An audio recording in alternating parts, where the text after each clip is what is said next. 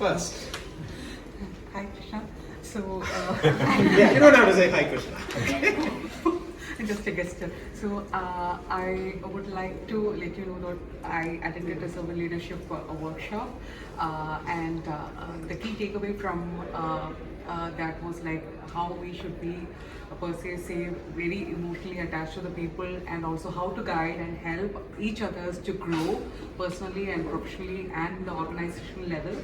And yeah, that's it in 30 seconds. Yeah, thank you. Give her a hand.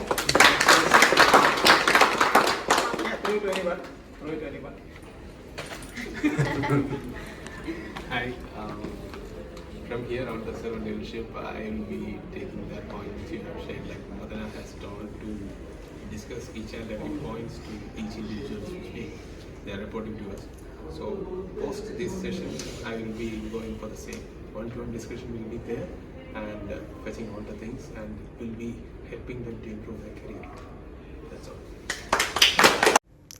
Hi, this is Madana Kumar, and I'm glad that you chose to view this video.